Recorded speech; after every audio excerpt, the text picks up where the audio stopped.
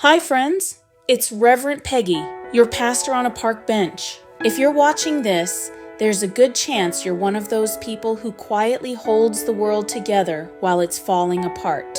You might be a nurse on your 5th 12-hour shift, a social worker who carries more pain stories than one heart should ever have to hold, a teacher, an MLA, a pastor, a caregiver, a neighbor, one of those steady souls who just keeps showing up again and again because someone has to. And maybe lately, you've been asking the same question someone asked me on this bench not long ago. When is enough enough? How do I say no? Not long ago, I watched a documentary called My Father, the BTK Killer. It's the story of the killer's daughter, a woman who chose to help investigators uncover the truth, even though it meant reliving trauma that wasn't hers to bear. And she said something that stopped me cold.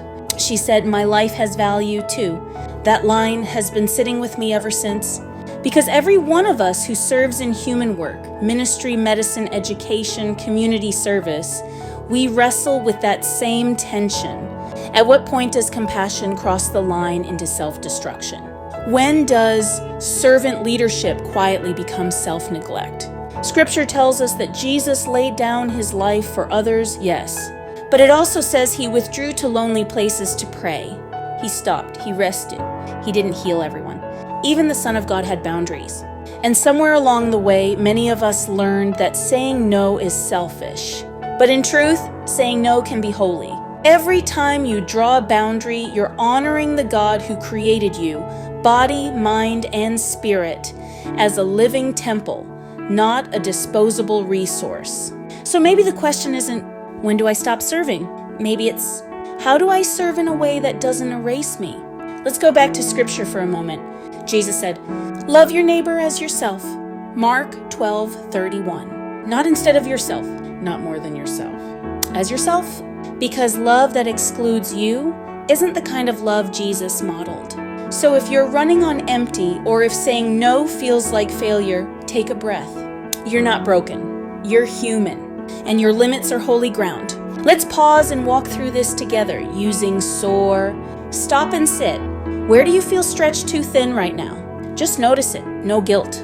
Now observe the pattern. Do you equate saying yes with being faithful? What fears rise up when you think about resting? Affirm the deep truth. Say it with me. My life has value too. I am part of God's plan, not God's plan itself. Finally, reflect and respond. What's one boundary, one pause, or one breath of rest you could take this week that honors both God and the person you're becoming? Go with God, my friends, and always stay spicy. I'll see you back here on the bench next time. In the meantime, if you connected with this, share it with someone you think needs to hear it as well. SOAR, stop, observe, affirm, respond is a registered trademark of Reverend Peggy Yetman and Lori Walsh.